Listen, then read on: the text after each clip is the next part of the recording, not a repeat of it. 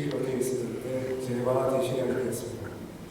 우선 우리 지역에 또 우리 학생들에게 서진규 박사님께서 살아왔던 그동안의 생생한 경험과 또 이 기회를 가지고 희망을 만드는 그런 메시지를 전달할 수 있는 계기를 마련해서 우리 지역민에게도 시민 강좌 형태로 교양을 들려주고 또 우리 학생들에게는 학업에 대한 동기부여를 할 수 있는 좋은 계기가 되었으면 하는 바람으로 우리 서진규 박사님을 초청하게 됐습니다.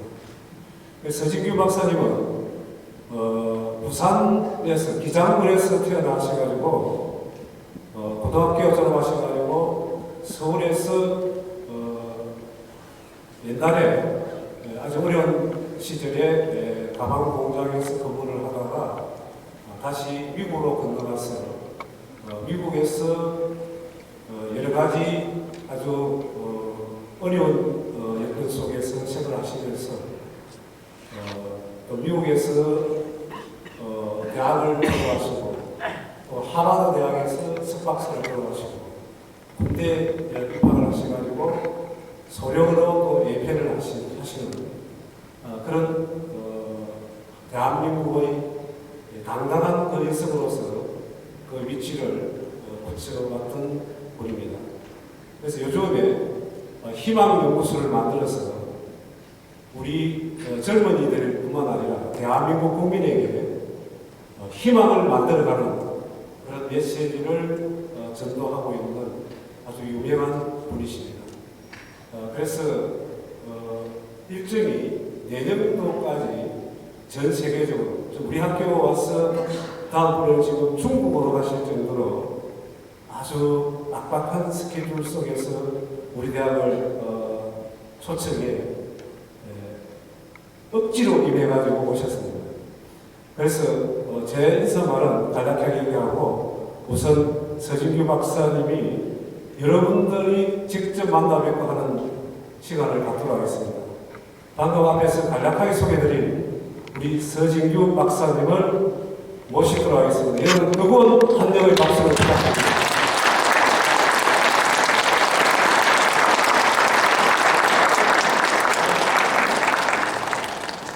동명성을 보고 바랍니다. 예, 즐겁고 유익한 시간 되길 바랍니다. 대단히 감사합니다.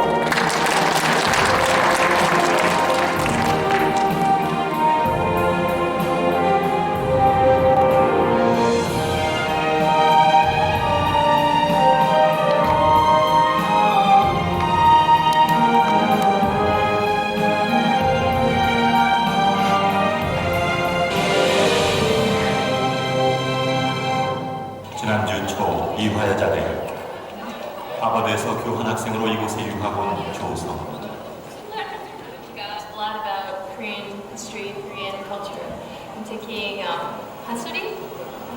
성화는 현재 하버드대 정치외교학과 3학년 그리고 몇 안 되는 ROTC 여성입니다. 지난 95년 고등학교 졸업 당시 대통령상을 받았다. 성화의 어머니 서진. 그녀는 전직 미 육군 소령. 지금은 하버드 대학에서 박사 과정을 다니고 있다. 특별해 보이는 어머니와 딸. 그런데 이들은 더욱 특별한 지난날을 갖고 있다.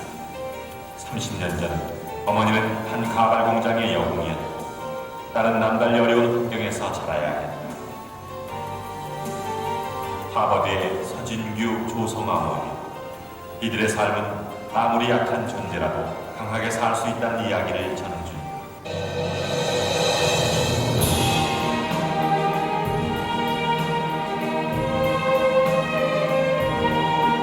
서진규는 달랐습니다. 너무도 시원하게 네, 저는 성공한 사람입니다 라고 답하더군요.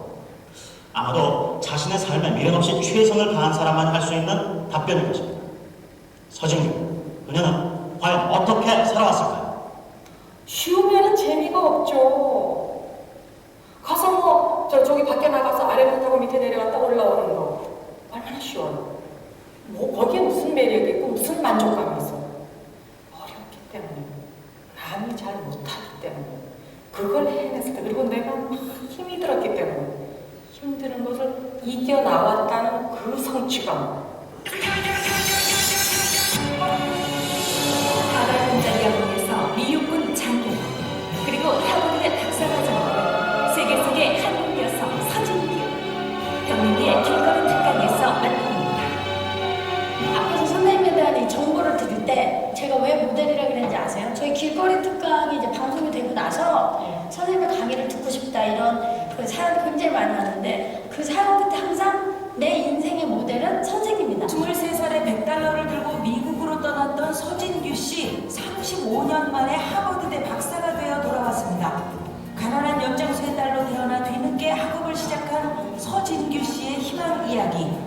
젊은 시절에는 분노와 오기로 역경을 이겨냈지만 이제는 새로운 것에 도전하는 자신의 꿈 때문에 최선을 다한다고 하는데요. 희망의 증거 서진규 씨를 만나봅니다.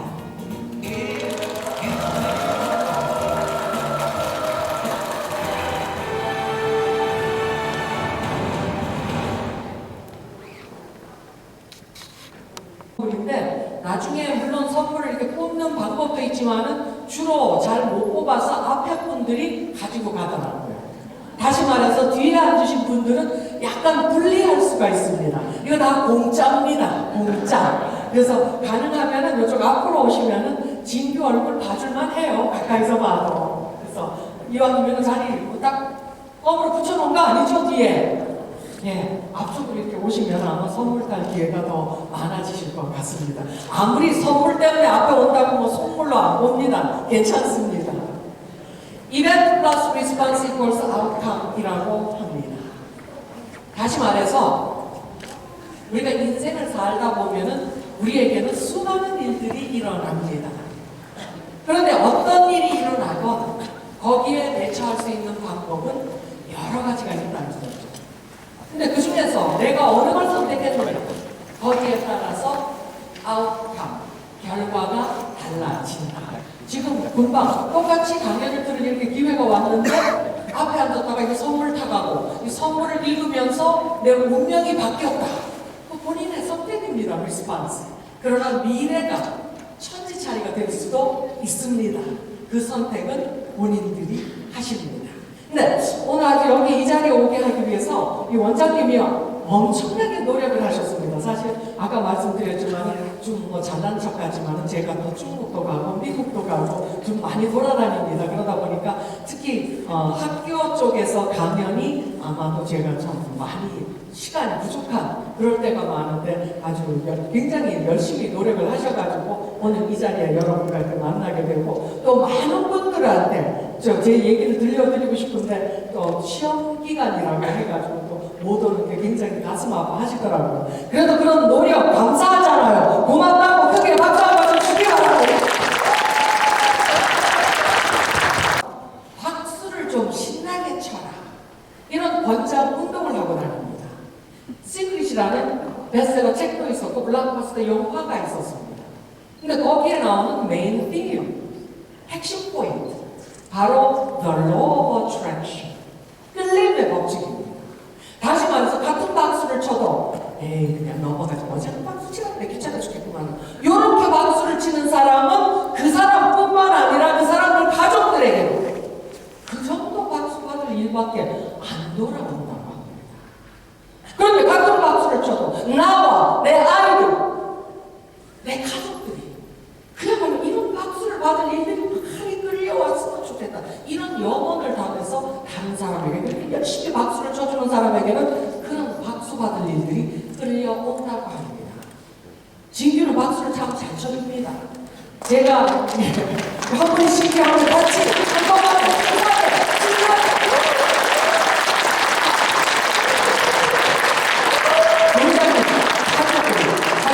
본인도 가족을 사랑하시는 분 같습니다. 네. 근데 제가 태국에 강연 요청을 받아서 갔었습니다. 기초연서. 갔더니 5,000명 분명히 제가 들어가는데 기립박수, 끝나고 나오니까 또 기립박수. 그리고 제가 끝나고 나면 시간이 허락하는 대로 안아서 길을 좀 전해드리고 갑니다. 서진규 기가 어떤 기냐?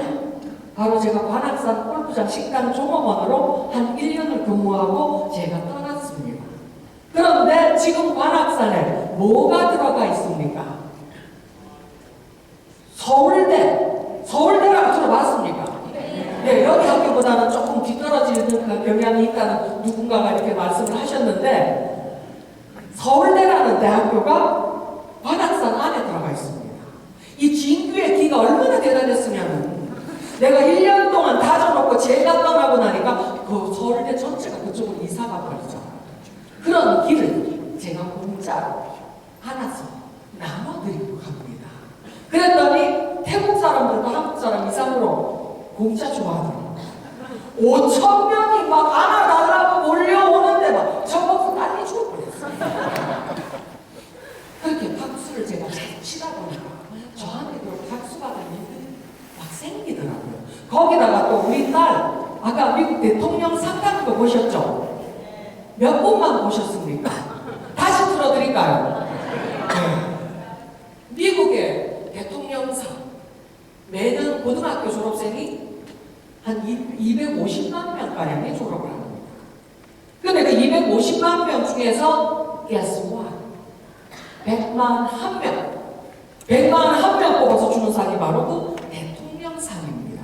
141대 250만.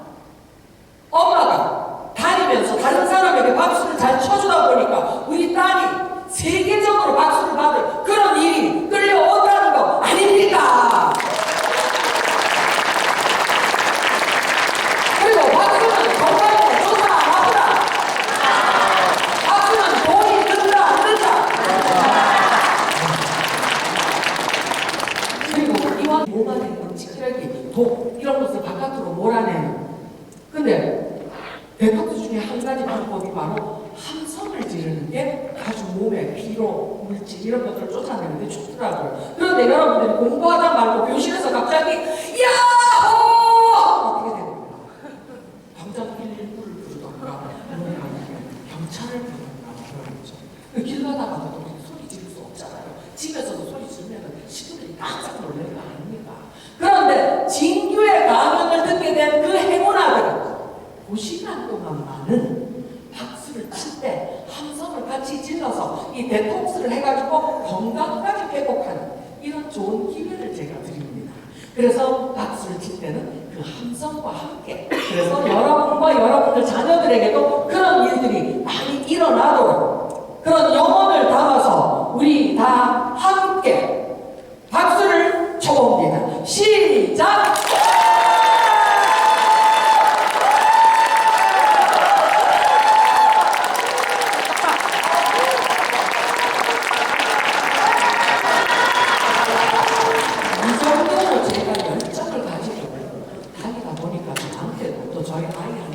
그런 일이 생기잖아요. 이런 공짜로 성공하는 비법이 내 주변에 활용할 게 있는데 왜 활용을 안 하십니까? 그 기회 날 때마다 많이 활용하시기 바랍니다. 그리고 제가 전국에 이렇게 다니면서 강연을 하면 특히 대학에, 지방대학에 가면은 그 대학생들이 저한테 항상 하소연을 하는 게 있습니다. 나는 지방대 출신입니다. 서울대 애들하고 비교했을 때 너무도 불리합니다. 나중에 취직할 때 우리는 이미 2차군으로 이렇게 몰리고 우리는 기회가 잘 안 주어집니다. 억울합니다. 막 이런 하소연을 하는 사람들이 있습니다. 근데 저는 어떻게 대답해 주는지 알아요? 나는 당신 나이 때 내가 뭐 하고 있었는지 아세요? 가발공장 직공이었습니다. 식모였습니다. 그런데 지금 제가 여러분들 앞에서 서울대까지 가서도 그들에게 꿈과 희망과 용기를 주고 있지 않습니까? 그리고 한국뿐만 아니라 미국, 일본, 동남아, 중동까지 가면서 제가 사람들의 운명을 바꿔주고 있습니다. 가발공장 출신입니다. 그리고 지금이 어떤 때인데 이 글로벌 시대 그런 개구리 같은 우물한 개구리 같은 왜 그런 생각을 하십니까? 당신은 꼭 한국 한국에서만 살아야 할 이유가 있습니다. 세계 경쟁 시대. 왜 내가 서울 출신이 아니라고 해가지고 왜 미리 포기하십니까? 제가 세계를 많이 돌아다녔습니다. 다 돌아다니다 보니까 세계가 인정하고 알아주는 것은 서울대가 아닙니다. 그들이 인정하는데 중요한 포인트는 첫째가 바로 인간성입니다. 좋은 인간성. 남들도 배려하고 남과 이렇게 어울릴 수 있는 그런 좋은 인간성. 둘째, 그가 어떤 성과를 이뤄놨는가? 어디서 시작했고 지금 어디까지 가 있는가? 이런 점의 성과. 그리고 세 번째로 알아주는 것이 바로 실력, 개인의 실력이다. 이런 좋은 인간성, 성과, 실력 누가 만듭니까?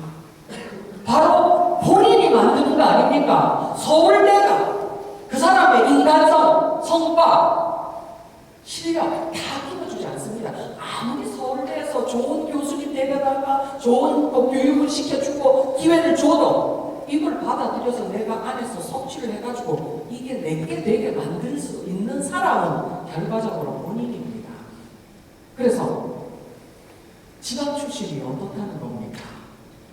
내 나이가 어때서 하는 유명한 유행가도 있지만 지방 출신이 어때서? 지방 출신이도 만약에 김연아가 고려대 가기 전에도 하버드에 지원했다면 하버드에서 걔 금방 뽑아줬습니다. 그 친구.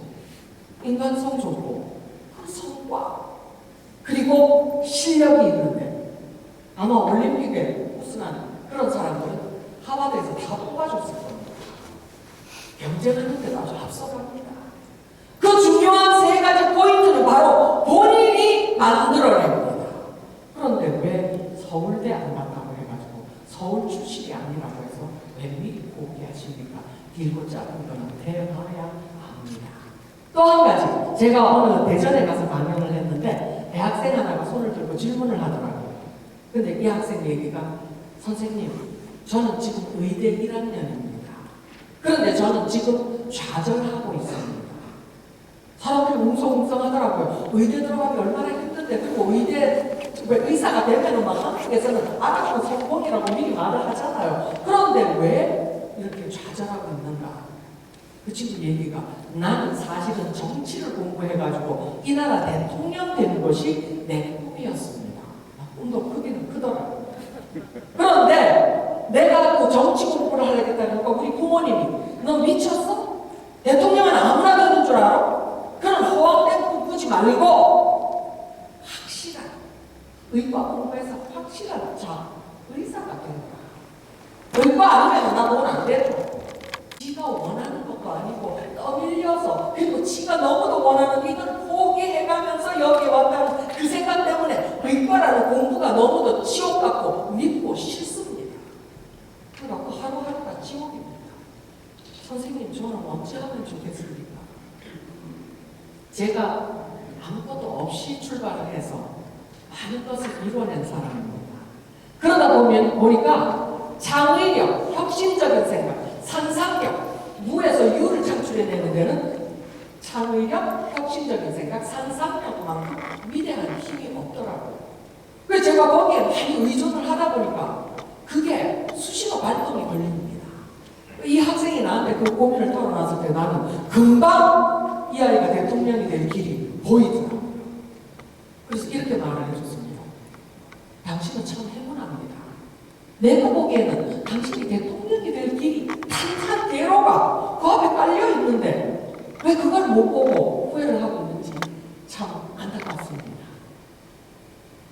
의사, 공부 열심히 하세요. 그리고 이 나라 최고의 의사가 되십시오. 또한 최고의 의사가 되어서 더 많은 사람들을 치료해 주세요. 돈을 많이 벌으세요. 그리고 권력 있는 사람들, 그 사람들 많이 치료해 줘가지고 권력도 쌓고 인맥도 쌓고 이렇게 해서 생긴 여유로 대한민국 국민이면서도 도심에 살면서 돈이 없어서 의사를 못 보는 가벼운 사람, 산골에 살면서 의사가 꼭 필요한데 내 목숨이 위태로운데도 의사를 보지 못하는 그 사람들,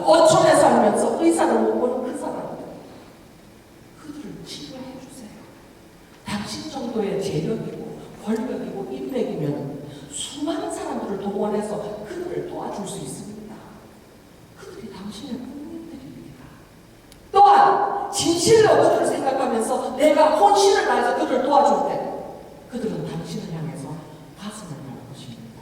진실로 당신에게 대답할 것입니다. 지금까지 돼서 진짜 대통령에게 바라는 것이 뭔지, 우리에게 꼭 필요한 대통령은 어떤 대통령인지, 정치인들이 어떤 일을 해줬으면 좋겠는지 그냥 얘기거리로 물어보세요. 그들은 진심으로 당신에게 그 대답을 해줄 겁니다.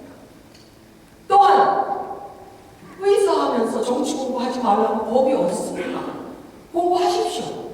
해서 과거의 대통령은 어땠고 지금의 대통령은 어떻고 미래 대한민국에는 어떤 대통령이 진짜로 필요한가 공부하십시오. 그리고 20, 30년 후 준비가 되었을 때 출마하세요. 온 국민이 당신을 지지해 줄 겁니다. 그리고 당신이 그렇게도 사랑하는 이 대한민국 한번 멋진 나라를 이끌어가세요. 그러면 당신이야말로 역사적인 대통령이 될 것입니다. 이 학생이 오늘 크게 또 이렇게 듣더니 강연이 끝나고 나니까 많은 사람들이 안아달라고 줄 섰잖아요. 그 친구도 중간에 왔더라고요. 급하게 뭘 써가지고 그걸 주면서 저를 안고 그러고 봤습니다. 글을 읽어보니까 선생님 제가 왜 그 생각을 못했을까요? 선생님 말마다 진짜 내 앞에는 내가 대통령 될 길이 단한 대로가 이미 주어져 있네요. 부산서 서울로 가는 길이 하나가 아닌데 왜 나는 꼭 정치를 공부해야만 된다고 생각을 했는지 모르겠습니다. 선생님 제가 이 나라 아니 세계가 알아주는 최고의 의사가 될 겁니다. 그리고 내 국민들 치료해 줄 겁니다. 그리고 준비하겠습니다. 그리고 나중에 이 나라 대통령 될 것입니다. 그때 꼭 찾아뵙겠습니다. 건강하게 살아계셔 주십시오. 이런 편지를 제가 받았었습니다. 창의력, 혁신적인 뛰어난 사람은 박스 안에서 남들이 가르쳐준 눈에 보이는 이 세상만을 보면서 도전을 하지 않습니다. 그 바깥을 봅니다. 그리고 길을 찾아냅니다. 바로 아까도 여기 오면서 우리 매니저하고 얘기를 했지만 공상영화라는 거 참 대단하다. 우리가 알고 있는 그 범위 안에서만 생각을 한다면 공상영화 같은 거 하다못해 디즈니랜드 같은 것도 없었을 것입니다.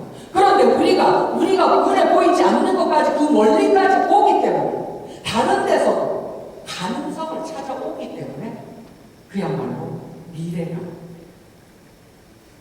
생각도 못하는 그런 미래가 우리에게 오고 있는 겁니다.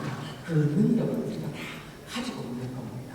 그건 역시 그런 말을 해줬어도 이벤트, 리스폰스 그 친구가 그거를 받아들이지 않고 그냥 그거는 그냥 박사님 선생님이 그냥 하는 말이지요. 사실은 그게 가능합니까? 이렇게 받아들였으면 아마 그 사람은 진짜 대통령 안 될 겁니다. 그러나 그의 선택, 미래에 나는 그 대통령 만나리라고 합니다. 그리고 꿈을 dream big dreams, dreaming possible dreams. 그리고 그 꿈을 이루기 위해서는 declare your dreams to the universe. 선포를 해라. 다른 사람이 알고 있는 내 꿈은 포기하기가 참 어렵다. 왜냐? 쪽팔려서 몽고만 두기 때문에. 그러다 보면 꿈이 이루어진다. 그 학생은 나한테 자기의 미래 꿈을 선포를 했고, 그리고 이러다 보니까 지금 한국의 대통령 되겠다고 한국 대학생들, 남학생 5명, 여학생 1명이 저한테 선포를 해놨습니다. 우리는 미래의 이 나라의 대통령입니다. 이래도 저는 지금 미래 대통령들하고도 이렇게 인맥이 다 있는 사람입니다. 좀 알아주십시오.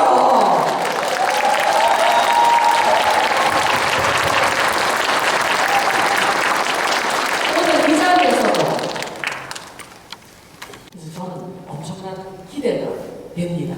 그리고 진규 삶 속에서 수많은 일들이 일어났는데 그때마다 진규는 어떤 선택을 했고 그 결과 중에 하나 2006년 6월 8일 그 역사적인 이서진규가 세계 최고의 학교인 하버드에 박사학위를 따냈습니다. 박수가 왜 이렇게 누가 말했습니까?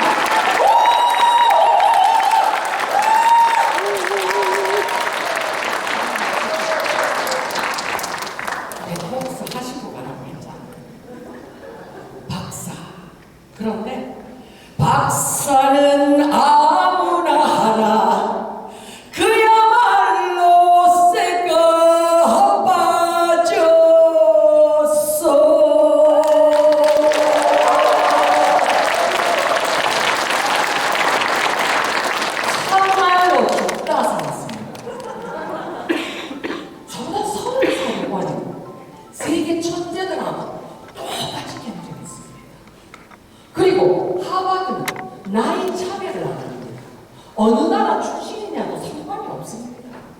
무조건 하버드는 들어가기 어렵고 졸업하기 어려운 곳입니다.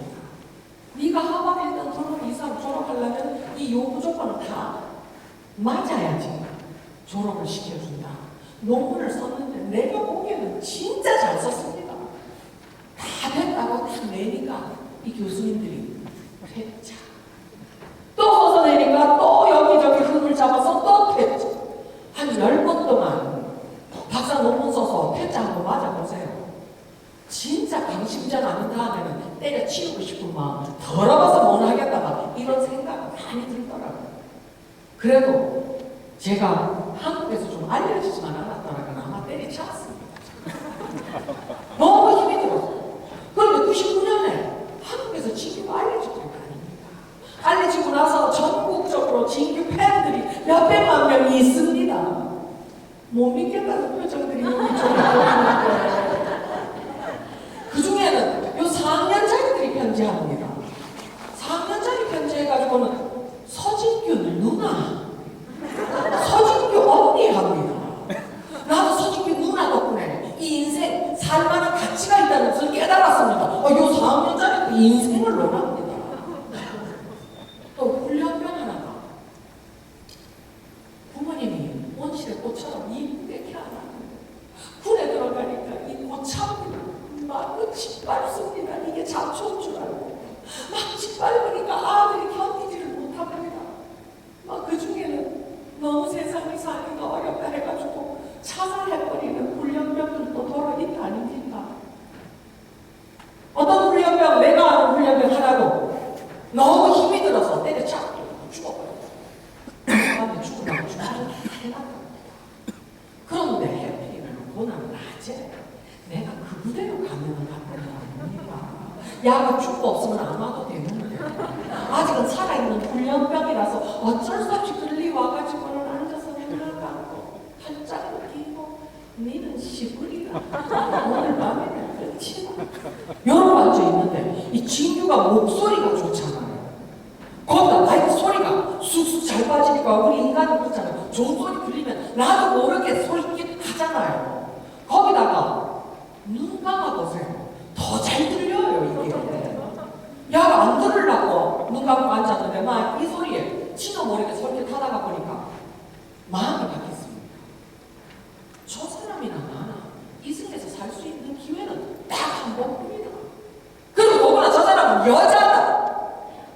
여자인데도 나보다 더 힘든 인생을 살면서 그거 다 이겨나서 지금 세상 사람들에게 꿈과 희망과 용기를 주고 다닌다는 게 나는 사나이 대장이구나.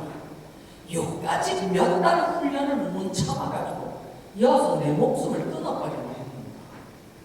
누구죠? 그 고참들 저것들이 뭔데 내가 저것들 때문에 내 인생을 짰나. 그리고 내 부모님들 가슴에다가 못을 박아. 나도 살아봅시다. 내가 살고 이거 다 이겨나와가지고 나중에는 더 크게 성공을 해서 요 고참들 기억 딱 해놨다가 요것도 다 찾아가지고 아주 골탕을 먹일 거다. 이런 오기로 살기로 결심을 했답니다. 그런데 우리 인간은 지금 화면을 듣는 동안에 막 들떠가지고 지가 살겠다고 했는데 그런데 내 몸 안에 돌아가 보니까 또다시 신참입니다. 고참이 또 뺑뺑이 돌리고 두들기 패고 발로 짓밟고 막 또 주고 싶은 거 아닙니까? 그럴 때 그걸 이겨나오는 비법 중에 하나가 바로 Declare your dreams to the universe. 다른 사람한테 얘기를 하는 겁니다. 그래서 얘가 군복을 찾아가가지고 그 얘기를 다 털어놨다. 이제는 죽어버리라고 군복 눈치 보고 창피하고 자존심 상하고 쪽팔려서 못 죽을 거 아닙니까? 그렇게 넘기다 보면은 어느 날 이 아이는 벌써 훈련이 끝나고 군대를 제대하는 그런 입장이 되어버린 거 아닙니까? 그 군복이 저한테 연락을 해주더라고요. 와 완전 막 전율이 흐르더라고요. 또 70대 남자분이 저한테 99년에 편지를 했습니다. 이 사람이 선생을 알아보라고 내 인생 지금쯤 엄청나게 달라져 있을 텐데 그래도 선생의 가르침이 뭡니까? 긍정적으로 생각하고 열정적으로 살아가. 그래서 나도 그렇게 살기로 결심을 했습니다. 내가 70이지만 그리고 언제 죽을지는 알 수 없지만 나는 죽을 때 꿈이 있습니다. 죽을 때 내가 최소한 70부터는 진짜 멋진 인생 살았다. 요 말 한마디 하고 죽는 것이 나는 인생의 꿈입니다. 그래서 지금까지 무면허로 운전했던 것을 참으로 죄송스럽게 생각하면서 지금 운전면허 시험 공부를 하고 있습니다. 이것도 학별로 봐주십시오. 이런 편지까지 제가 99년에 받았었습니다. 제가 이분 얘기를 전국을 다니면서 얘기를 많이 합니다. 왜냐하면 사람들이 한 40이 됐다, 50이 됐다, 60이 됐다, 70이 됐다 하면 내 인생 이제 다 끝났는데 이제 와서 꿈은 무슨 꿈? 뭐 새롭게 살기는 뭘 새롭게 살고 어쩔 수 없이 지금까지 살아오면 그냥 지금까지만 살아야지 뭐 어떻게 이렇게 생각하는 사람들이 굉장히 많더라고요. 근데 지금 몇 세 시대입니까? 100세 시대. 아직도 몇 년이나 남았는데 그렇게 거지같이 살다 그야말로 지옥같이 살다 죽을 때까지 얼마나 긴 시간입니까? 그래서 그분 얘기를 이렇게 많이 해드리고 다닙니다. 인생 가장 늦었다고 생각하면 가장 빠른 때다. 근데 어느 곳에 가서 10년 후에 얘기합니다. 1999년에 그 편지를 받았는데 2009년에 어느 곳에 가서 강연을 하는데 끝나고 나니까 수많은 사람들이 앞에 서서 안아달라고 맨 나중에 60 후반쯤 되고 있는 남자분들이 오시더니 저를 딱 안고 나더니 아까 얘기한 70대 남자 아닙니까? 그래서 예 아세요? 아이고 내가 너무도 잘하는 사람입니다. 바로 접니다. 10년 후에 80이 돼서 만났다는 거 아닙니까?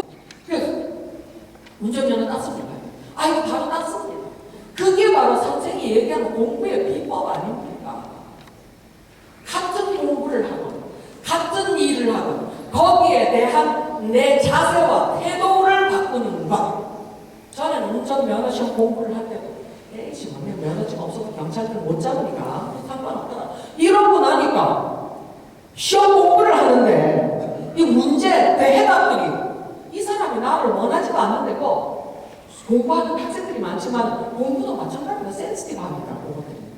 그 있는 사람이 내가 너를 그렇게 절실히 원하지 않는다 하면 절대로 이 안에 안 들어갑니다. 튕겨 나갑니다. 그런데 이것이 너무나 절실하다. 나는 네가 너무 고맙다. 이런 마음가짐을 가지고 그를 들여다보면 이게 사진 찍는 것처럼 머리가 바뀝니다. 바로 그 비법에 의해서 이 사람은 나중에 멋지게 살기 위해서 그런 마음으로 시험 공부를 하다 보니까 한 방에 그대로 붙어버렸다. 그리고 사업도 계속 바꾸니까 사업이 막 번쩍 해가지고 좋은 일 많이 하고 건강도 더 좋아지고 바로 세상을 한순간에 바꿀 수는 없지만 이 같은 세상이라도 내가 그 세상을 어떤 마음가짐을 가지고 바라보느냐 거기에 따라서 세상은 달라진다.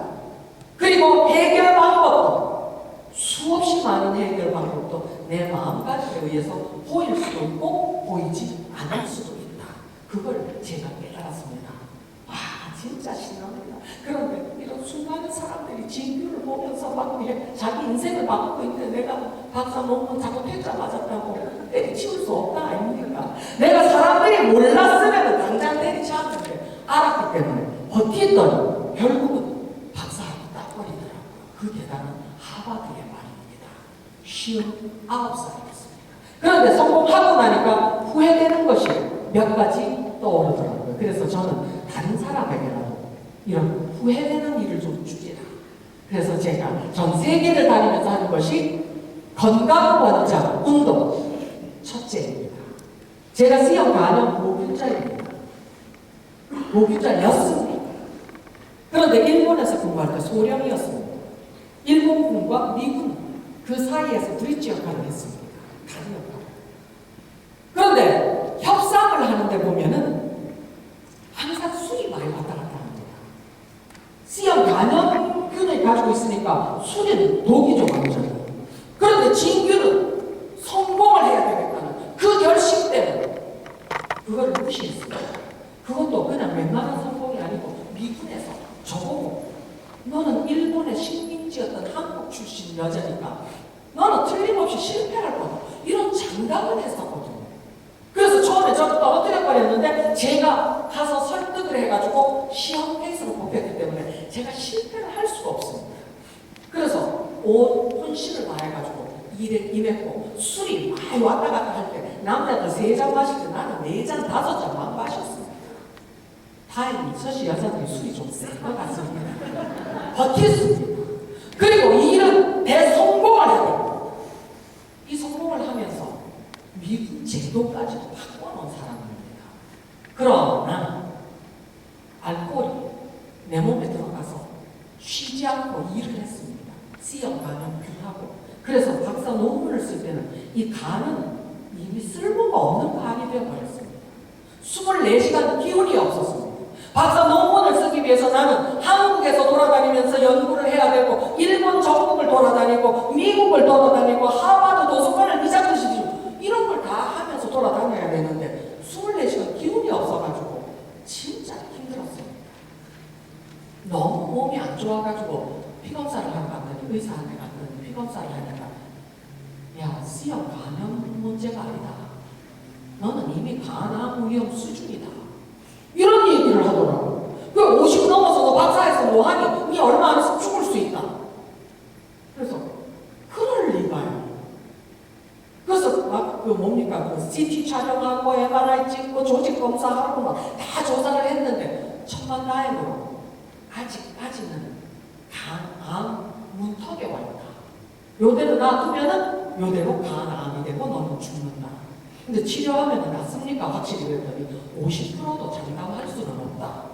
이 말 들으니까 또 오기가 생기더라고요. 내가 지금까지 얼마나 열심히 살았는데 그래 나는 지금 치료해도 박사학위 내게 차도 살 확률은 50%밖에 안 된다는 거예요. 너무 화가 나서 치료 안 합니다. 그냥 박사에 머물렀습니다.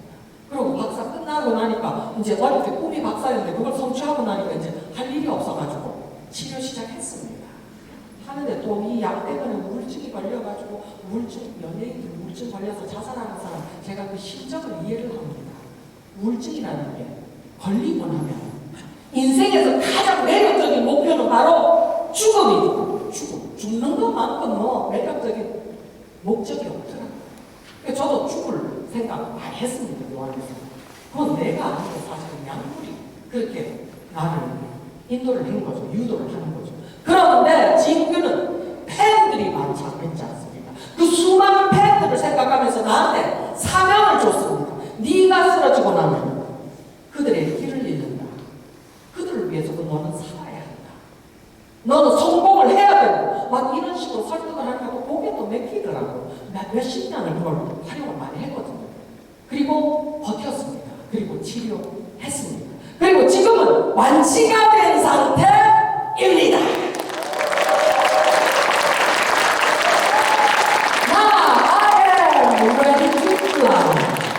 나는 이제 나를 준비가 되었습니다.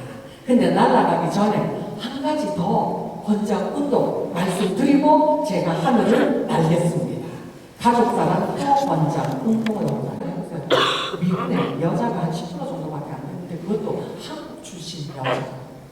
저보다 동기들이 저보다 10살이 어립니다. 똑같이 경쟁합니다. 거기서 살아남는 정도가 아니고 한국 피를 가진 사람들은 꼭 1등을 해야 되잖아요. 그러니 남들보다도 몇 배를 더 뛰어야 되지 않습니까? 이런 사람에게도 하늘이 나에게 준 시간은 24시간. 1초도 더 없습니다. 그런 속에서 희생을 안 할 수가 없는 거죠. 그렇게 희생한 것이 첫째가 내 건강이었는데 나는 건강을 다시 제2의 인생을 받았습니다. 그러나 가족들, 그래도 양심이 있기 때문에 내가 이렇게 바쁘게 쫓아다니면서도 나중에 내가 성공한 다음에 나는 우리 가족들과 같이 행복하게 좋은 데도 가고 여행도 많이 다니고 맛있는 것도 먹고 그런 마음을 항상 가지고 있었습니다. 나중에 말입니다. 그런데 83년 1월이었습니다. 제가 독일에서 소위로 소대장으로 공부하게 되었습니다. 너무 바빴습니다. 그런데 한국에서 정보가 왔어요. 저한테 형제가 언니 있고 오빠 있고 제가 있고 제 밑으로 남동생 셋입니다. 그 중에서 광규 중간 아이입니다. 이 아이가 보름날 오곡밥을 맛있게 먹고 다녀오겠습니다 하고 나갔답니다. 그런데 안 돌아오더래요. 식구들이 찾아가 보니까 이 아이는 인간의 모습을 완벽하게 잃어버려요. 고기 덩어리로 변해 있더랍니다. 한순간에 교통사고였습니다. 28살이었습니다. 이 아이에게 내가 사랑한다는 말, 고맙다는 말 한 번도 해본 적이 없었습니다. 그러나 꼭 하려고 했습니다. 다음에 만나면 말입니다. 왜냐? 제가 미국에 가서 자리를 잡고 나서 저는 온 가족을 다 미국으로 초청을 했습니다. 그런데 이 아이가 막았습니다. 엄마, 아버지 노인네가 돼가지고 미국까지 가서 말도 안 통하는데 얼마나 불편하겠노. 나는 내 성공 포기하고 한국에서 어떻게든 살아볼 테니까. 그리고 엄마, 아버지 내가 모실게.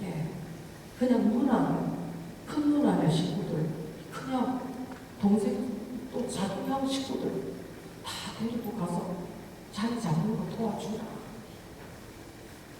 형제들 중에 그런 형제가 어디 있습니까? 지 인생을 희생하겠다고, 자기는 부모를 위해서 그냥 이 자리에 머물겠다고 그 좋은 기회가 주어졌는데도 말입니다. 그리고 막내 동생 50이 넘었는데 정신연령은 30살입니다. 정신 박약합니다. 약도 투독하라. 내가 다 책임질게. 28도 안 된 아이가 이런 얘기를 했습니다. 너무도 예쁘고 너무도 고맙고 안타깝기도 하고 머리도 아주 좋은 아이입니다.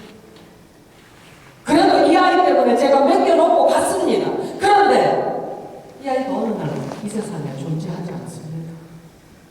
우리 아버지는, 아버지 어머니는 아들이 죽었다는 얘기 듣자마자 그 자리에서 기절을 해버리고, 그래도 오빠가 대표로 시신 확인을 하러 가야 되지 않습니까? 가서 그 시트를 열어보는 순간 그 자리에서 기절을 해버렸답니다. 이 잘생겼던 동생이 완전 그냥 꼬리 떨어지고 뭉쳐서 어느 게 머리인지 어디가 다리인지,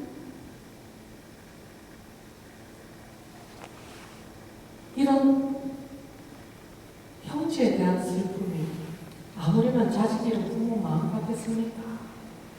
우리 어머니 아버지 다른 자식들이 다 미국에 가도 나는 이 자식하고 그래도 한국에서 오손도손 살리라 생각했는데 어느 날 갑자기 이 아이는 이 세상에 존재하지 않습니다. 밤낮 되면 제천이라는 굉장히 춥습니다, 겨울에. 근데 아버지 어머니는 1월달에 그 추위에도 무릅쓰고 밤만 되면 아들이 오던 길로 나갑니다. 가서 서성거리면서 아들을 기다립니다. 머리에는 죽었다는 걸 아는데 이 가슴이 내 아들이 이 세상에 존재하지 않는다는 걸 믿을 수가 없다.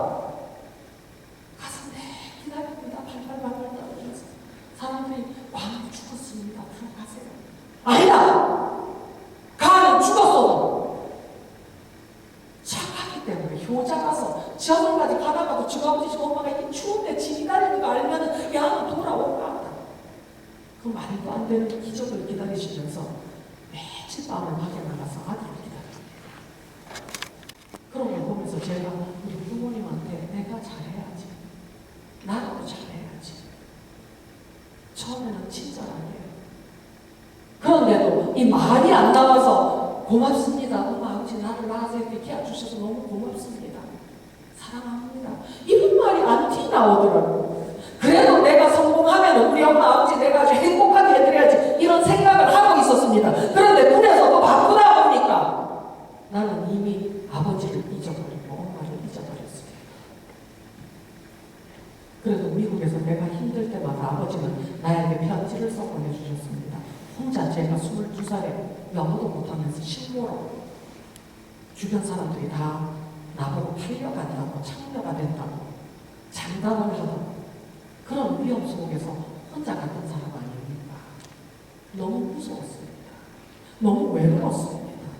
그럴 때마다 아버지가 보내준 편지, 사랑하는 친구야, 그 먼 미국 땅에서 혼자 얼마나 고생을 하는데 애비가 돼가지고 너한테 아무런 도움도 못 주고 너무 미안하다. 그래도 우리는 살아남아야 된다. 살아야 된다. 힘들 때마다 제가 그 편지를 보면서 버텼습니다. 그래서 광규가 죽은 다음에는 제가 너무도 열심히 아버지 엄마한테 잘해야지 결심을 했는데 89년이었습니다. 캘리포니아에서 제가 딸이 6학년인데 혼자 키우기가 너무 힘들어가지고 또 일이 너무 바쁘다 보니까 엄마 아버지를 그때는 제가 식구들을 다 데리고 갔습니다. 그리고 엄마 아버지한테 딸을 맡겨놓고 일에 제가 집중하고 있었는데 어느 날 아버지가 새벽 1시간 넘어서 들어오시더라고요. 그래서 아버지 왜 이렇게 늦었어요? 내가 오기는 몇 시간 전에 왔는데 집을 못 찾아가지고. 그렇게 길을 잘 찾던 아버지가 집을 못 찾아가지고 몇 시간을 그 동네를 헤매고 달렸다. 혹시 내가 작은 동네를 왔나 싶어서 딴 동네를 가야 되나, 이 깜깜한 밤중에 영어도 못하는 양반이 전화도 없는데 겁에 질려가지고 헤매다가 우연히 집을 찾아 들어왔습니다.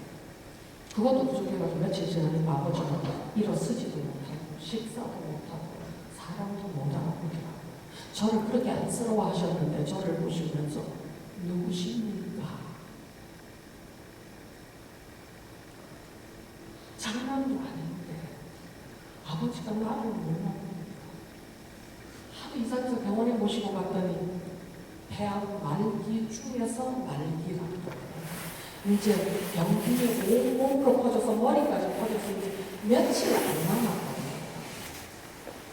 우리 어머니가 막 서두릅니다. 며칠 안 남아서 큰일 났다 이래서 미국에서 죽으면 큰일 났다. 빨리 한국에 나가야 된다.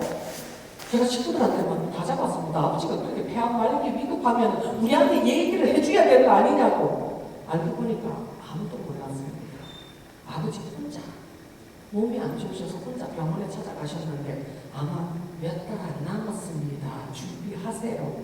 이 경고를 받으셔야 될 것 같습니다. 식구들한테 알리라고 그러는데 아버지는 항상 내가 애비 노릇 잘못한 거에 대한 자격지심, 식구들한테 알려봤자 내가 몇 달 있다가 어차피 죽을 건데 말하고 식구들이 힘들게 하나 싶어서 혼자 병원을 왔다 갔다 하셨는데 병균이 머리를 점령하고 나니까 이제는 아버지는 아무것도 할 수가 없어져 버렸습니다. 한국에 나가시는데 아버지의 마지막 길 아닙니까? 제가 평생에 나는 항상 아버지를 행복하게 해드리고 싶었는데 아버지의 마지막 길 속에서도 저는 선택을 했습니다. 성공해. 여기 바쁜데 내가 한국까지 갔다 올 시간이 없다. 6학년짜리 딸 시켜가지고 두 노인네를 한국으로 보냈습니다. 근데 가는 길에 돈에 끼느라고 제가 1등석도 아니고 2등석도 아니고 조그만 일반석에다 해가지고 보냈습니다. 가면서 아버지 다리가 저려서 어쩔 줄 모르니까 우리 딸은 지가 아기 때부터 지를 그렇게 이뻐해 주시던 그 할아버지가 완전 폐인이 되어가지고 다리가 저려서 그러니까 지자리에 할아버지 다리를 펴고 울면서 다리를 주물르면서 한국까지 갔다 옵니다. 근데 한국에 가니까 아버지가 정신이 말짱해지셨습니다. 식구들이 전화를 해서 아버지를 바꿔주는데 아버지가 니내 때문에 또 고생 많았다면서 참말로 미안하다. 나는 니한테 왜 이렇게 짓만 됐는지 모르겠다. 그러고 저 성아 저거 잘 켜야 되는데 그게 제가 들은 아버지의 마지막 목소리였습니다. 그 말이 끝나고 아버지는 바로 정신을 또 놓으셨고 2, 3일 후에 그 안쓰러워하던 손녀딸 어깨에다 머리를 떨어뜨리고 그대로 숨을 거두셨습니다. 결국은 제가 한국에 쫓아 나와야 되지 않습니까? 나오니까 아버지 시신을 냉동실에서 꺼내더라고요. 매장 많은 사람이 바짝 얼어있는데 사람들이 그 아버지의 코막고 입막고 꽁꽁 묶어가지고 혼자 땅속에 묻어버렸습니다. 그리고는 땅을 잘 밟아야죠. 우리 밑으로 안새 들어가서 시신이 빨리 안 썩는다고. 내가 그렇게 행복하게 해드리고 싶었던 그 아버지는 혼자 그 밑에 차가운 땅바닥 밑에 묻어놓고 우리는 그 위에서 땅을 밟고 있었습니다. 이런 한스러운 자식이 어디 있습니까? 울면서 아무리 아버지한테 내가 잘못했다고 돌아오시라고 기회를 달라고 해도 대답이 없었습니다. 여러분은 어떻습니까? 여러분 사랑하는 부모님에게 사랑한다는 말을 해본 적 있습니까? 나를 낳아주시고 이렇게 키워주셔서 고맙습니다 말을 해본 적 있습니까? 형제들은 어떻고 자식들은 어떻습니까? 마지막 한마디는 무엇이었습니까? 이 순간 이후로 그 사람들이 다시는 이 세상에 존재하지 않는다면 여러분은 어떤 생각이 들겠습니까?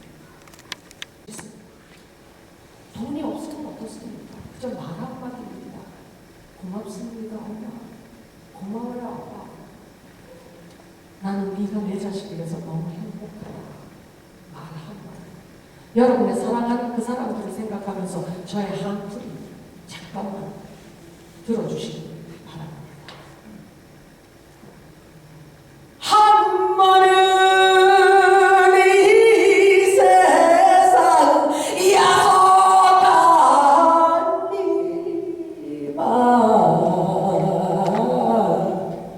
적을 두고 몸만 가니 눈물이 나네. 백사장 세모래밭에 칠성나를 두고 우리 부모 형제 돌려주소 이나이다.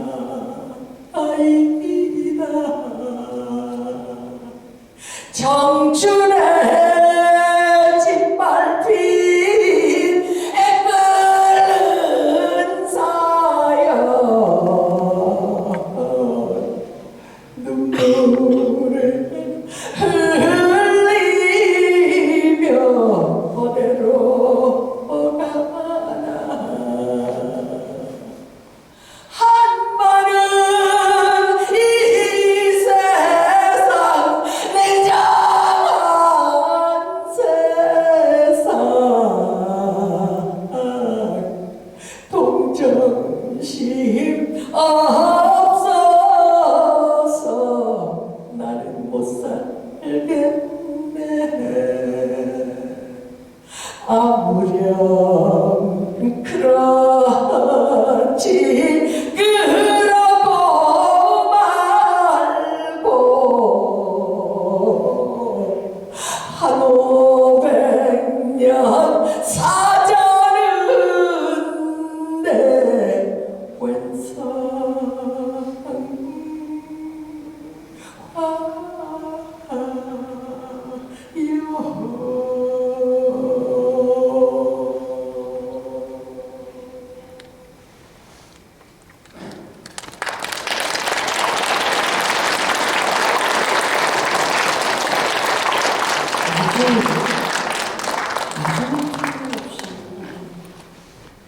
근데 나중 속에서 나와 함께 이 행복을 나눠야 하는 사람들이 꼭 있다는 보장 없습니다.